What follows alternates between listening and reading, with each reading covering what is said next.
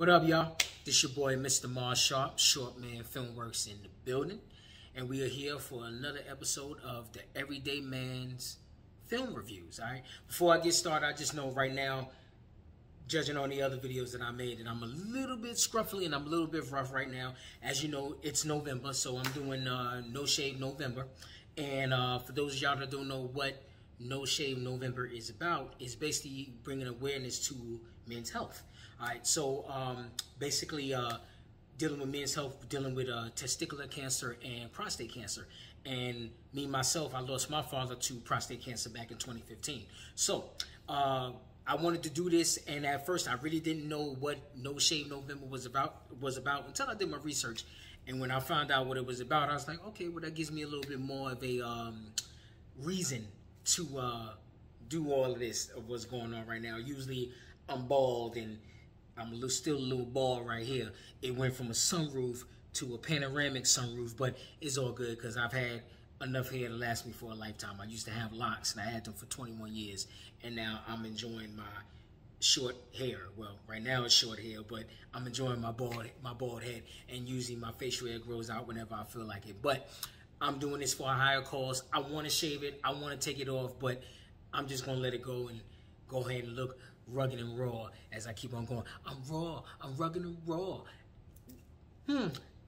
Anyway, those y'all who know about that, that's a little bit of a Wu-Tang lyric that's from way back in the day. If you know about them, then y'all know what I'm talking about. It. If you don't know what I'm talking about, look them up, check them out. Wu-Tang is always going to be for the children. It's one of the greatest hip-hop groups ever. Anyway, let's get straight to the point. Let's get down to the video. Today, we're reviewing the 1982 classic 1982 classic 48 Hours starring Nick Nolte and Eddie Murphy. This is one movie I can truly say that I did not see in the movie theater, and if I did, I have no memory, I have no recollection of it. My memories come with this movie, watching this movie come on TV, watching it come on Channel 5, and me and my brother used to always sit down and watch this movie when it would come on. Sometimes it would come on, I think sometimes it used to come on Sundays on Channel 5. And we used to sit down and watch this movie, and we used to get the old Jiffy Pop popcorn that used to come in the little metal container. You put it over the flame, and you shake it, and as you shake it, you watch the joint bubble up, and your popcorn is made. But these are the memories I have with this movie that I started watching it on TV. And watching it on TV, you know it's cut down heavily. It's a movie that's been cut down heavily, and I really didn't get a chance to see the uncut version probably until like I was about, I want to say maybe until I was about 13. I think I was like in junior high school when I actually saw the little things that were cut out and all the dialogue and the things that they dumbed out for TV. So seeing it when I was younger and then actually seeing it uncut gave me two entirely different perspectives of the movie. And I can truly say that this is one of my favorite buddy movies, if that's what you want to call it. I want to call it a buddy cop movie, but that's more on the Lethal Weapon type tip, which I'm gonna talk about in another video, and I'm gonna get to that franchise down the line. But this is one of my favorite movies because it's so raw, man. For that 80s flavor, it's such a raw movie, man. For real. But well, getting down to it. Basically, we get into the movie, what the movie's about. Basically, you have Eddie Murphy's character, which is Reggie Hammond, and you have Nick Nolte, who plays Detective Jack Cates. And Jack Cates is this hard-nosed ass cop. Pretty much don't play no games. He pretty much plays by his own rules. And he's basically trying to stop two guys that broke out of prison. Pretty much, they was on the verge of stopping them.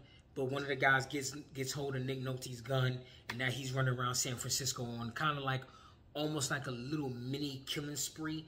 But the main point about it is they trying to get to this money that was stashed away before Reggie got locked up in prison. You know what I mean? And my man Gans pretty much dropped down on Reggie because of the money, because they robbed a drug dealer of, I think, $500,000 they robbed him for. So now Nick Nolte goes to basically get Reggie Hammond out of prison to actually catch these guys, and he's on a 48-hour stint. He's got 2 days to track them down. You know what I mean? So the movie pretty much picks up from there, and we just go on this all-out just adventure, if that's what you want to call it. Just an all-out adventure of just these two pretty much not getting along at first, and then pretty much toward the end of the movie, they pretty much come together as a cohesive unit, because now they got to come together and they got to stop what's going on with Gans, and pretty much what's going on with Gans and Billy Bear, which is the other character that broke out of prison with Gans. But as I said, this is one of my favorite movies of all time because of just, once again, the good storytelling, man. I'm a sucker for good storytelling, man.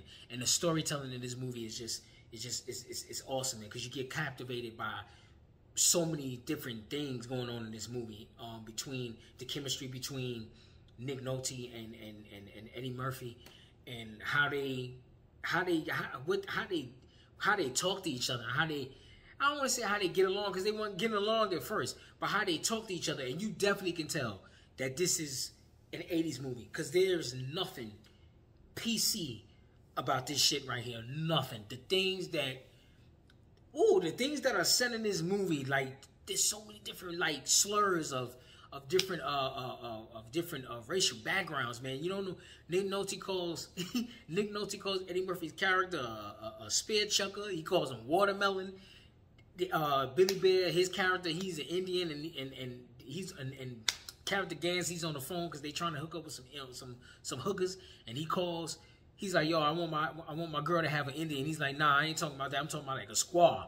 And I'm like, yo, man, to look at it now, I think probably if somebody was to look at this now with the eyes of today, and they try to go back and watch this movie, knowing that it was done in 1982, they'll probably cringe, man, because the things that are going on in this movie is just like, oh my God, you know what I'm saying? But I'm used to it because I grew up with the movie. And like I said, man, I love the movie, man. The score, awesome score done by James Horner, who, once again, this is one of the movies where when you hear the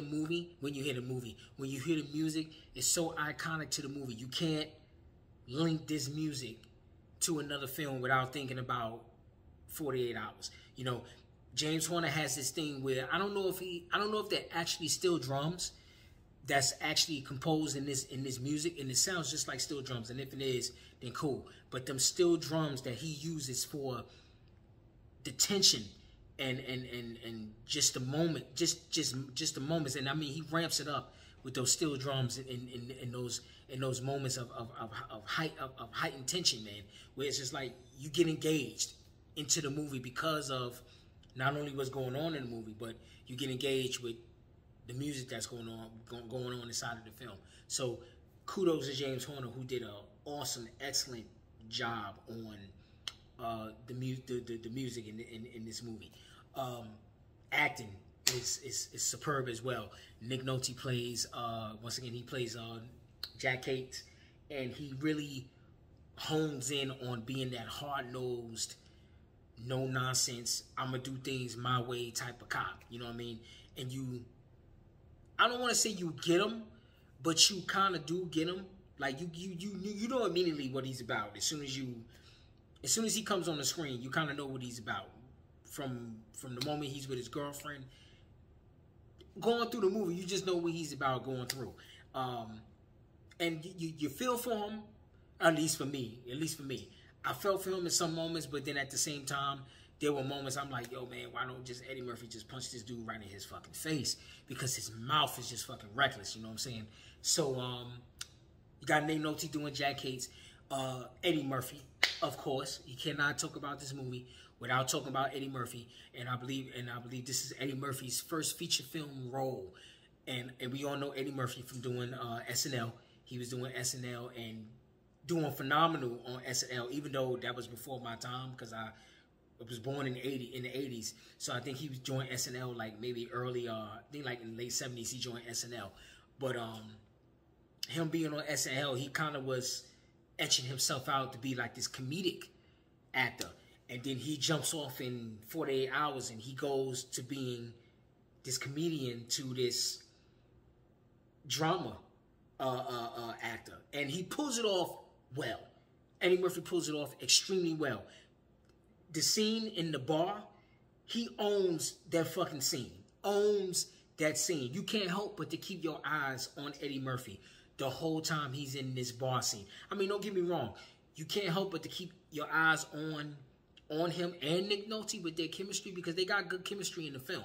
But when he goes in that bar scene and he just fucking takes over that whole bar, man, right then and there is like, I think that right there, in my opinion, I believe that solidified Eddie Murphy as being a top tier actor, top tier star. To be honest with you, I think that's the reason why he got Beverly Hills Cop, because he got Beverly Hills Cop like 2 years later after this movie.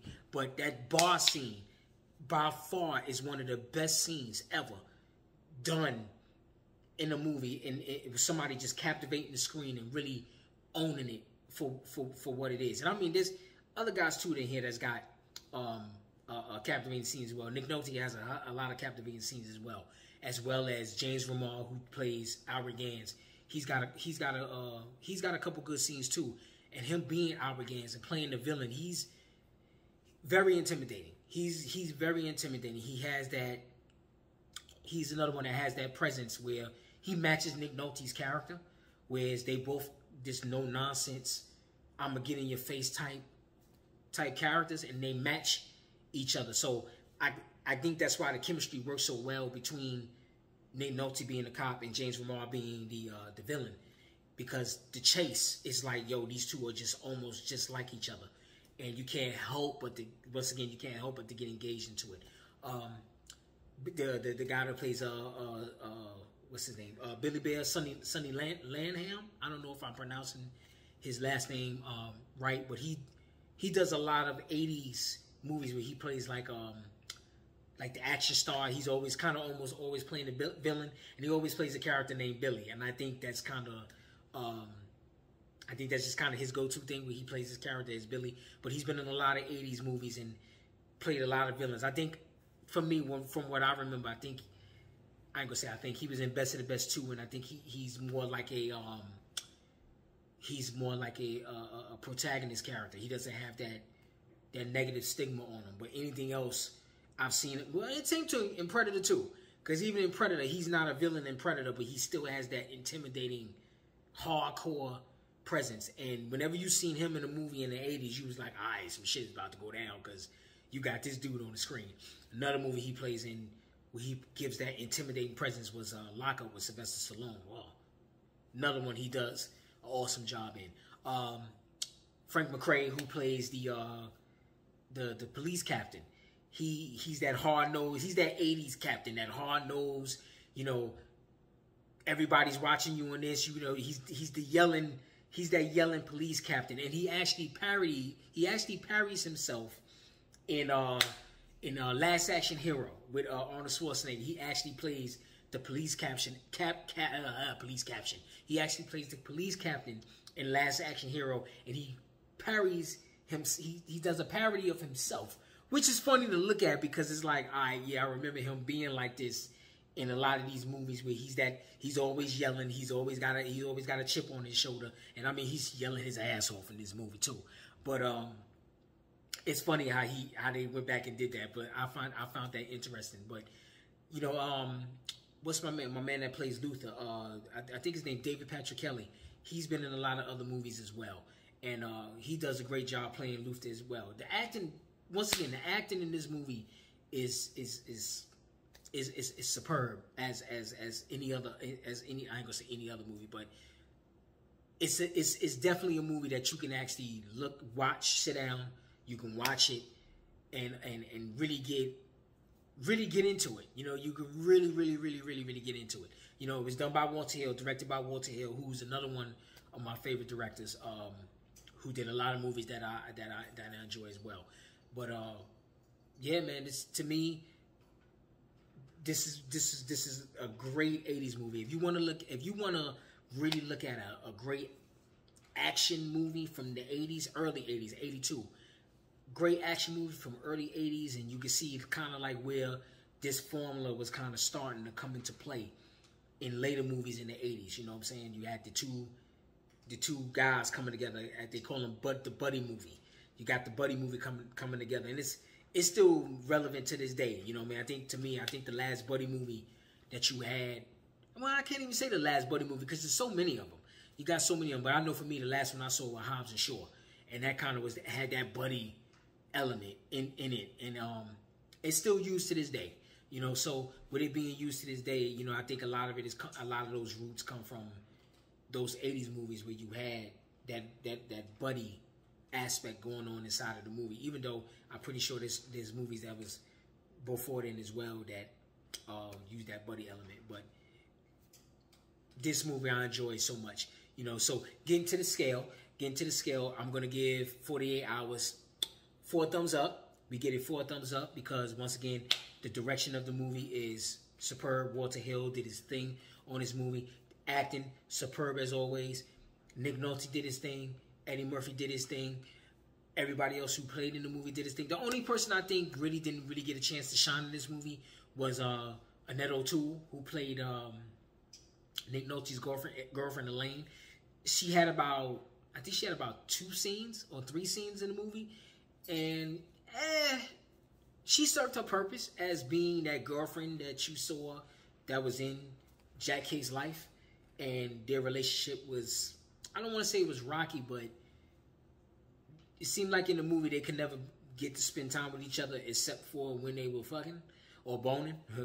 But so it just seems like that was like when they really got along. But I don't know. I think for me, I would have enjoyed it maybe if they had probably like a longer scene somewhere sprinkled in there. I mean, you get the scene in the beginning of the movie where he actually wakes up at her house. So you get that scene and you get what's going on with them. But I think for me, I think I would have wanted them to be a little bit more invested in her character. Same thing with Luther too. You know, you get what's going on with Luther, but at the same time, and y'all can see my cat in the background. But at the same time, you get what's going on with Luther, but you kind of need, I don't know, kind of for me, I kind of feel like I needed just a little bit more. Not a lot, just a little bit more. Just to dig into his character just a little bit more, and I think I'd have been a little bit more satisfied with that. But other than that, man, 4 thumbs up with this. 4 thumbs up with this movie. Like I said, great direction, great acting, great score. James Horner did your thing on this movie as well. Great score, and yeah, man. So we get 4 thumbs up on 48 Hours. So Jasmine, I'm doing the video. So Jasmine, come on now, Jasmine.